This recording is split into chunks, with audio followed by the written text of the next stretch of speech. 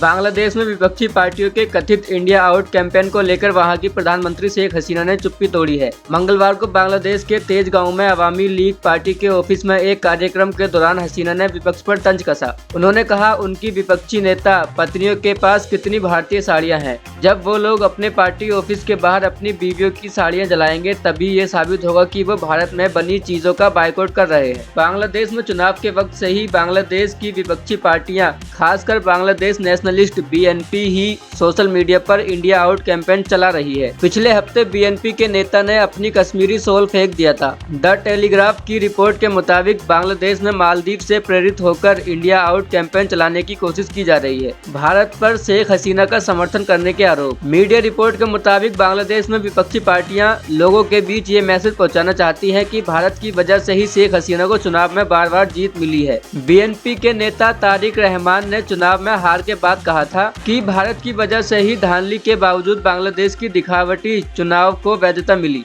बांग्लादेश का विपक्ष मालदीव की तरह इंडिया आउट कैंपेन का सहारा लेकर एक मूवमेंट खड़ी करना चाहता है ताकि वो लोग एकजुट होकर शेख हसीना को सत्ता से बेदखल कर पाएं। साड़ी डिप्लोमेसी के लिए मशहूर है शेख हसीना। बांग्लादेश की प्रधानमंत्री शेख हसीना हर मौके पर साड़ी में दिखती हैं। हसीना की साड़ी ढाका में ही विशेष तौर पर बनाई जाती है। दुनिया भर में जब वो कहीं जाती हैं तो इन साड़ियों को बतौर गिफ्ट भी देती हैं। इसे शेख हसीना की साड़ी डिप्लोमेसी कहा जाता है। वो पूर्व राष्ट्रपति प्रणब मुखर्जी की पत्नी से लेकर पीएम मोदी की मां और ममता बनर्जी तक को साड़ी दे चुकी है। 17 जनवरी को शुरू हुआ था बायकॉट इंडिया मूवमेंट। 17 जनवरी को बांग्लादेश में आम चुनाव के साथ बायकॉट इंडिया या इंडिया आउट कैंपेन शुरू हुआ था। कुछ एक्टिविस्ट ग्रुप और छोटे राजनीतिक दलों ने इनकी शुरुआत की। सोशल मीडिया प्लेटफॉर्म के जरिए देश के लोगों से भारतीय सामानों और सेवाओं के बायकॉट की अपील की। साथ ही लोगों से देश में बने प्रोडक्ट्स को खरीदने और उन्हें बढ़ावा देने की अपील भी की। भारत से डेली यूज की चीज खरीदता है बांग्लादेश।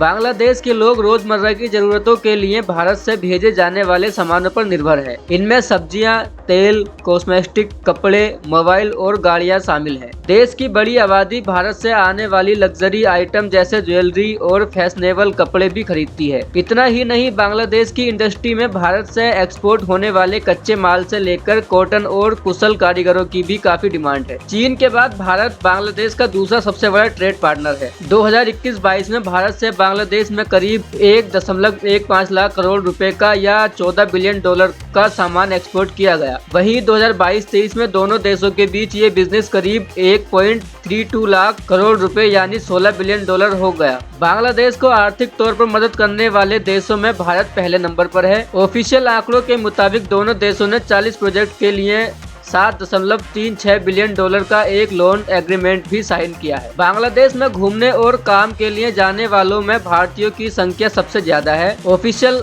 आंकड़ों के मुताबिक 2023 में 1.7 लाख विदेशी सैलानी बांग्लादेश पहुंचे। इनमें 37,000 से ज्यादा सिर्फ भारतीय थे। बड़ी संख्या में भारतीय बांग्लादेश में काम भी कर रहे हैं। बांग्लादेश भी भारत की कमाई का एक बड़ा जरिया है। लाखों बांग्लादेशी मेडिकल सुविधाएं और घूमने फिरने के लिए हर साल भारत पहुँचते हैं। तो दोस्तों, हमारे इस वीडियो में हमने आपको बहुत सी बातें बताने की कोशिश की। अगर आपको हमारी ये कोशिश अच्छी लगी हो तो प्लीज लाइक करें इस वीडियो को और इसी तरह की और जानकारी पाने के लिए सब्सक्राइब करें हमारे चैनल को। जितना हो सके इस वीडियो को शेयर करना ना भूलें। धन्यवाद।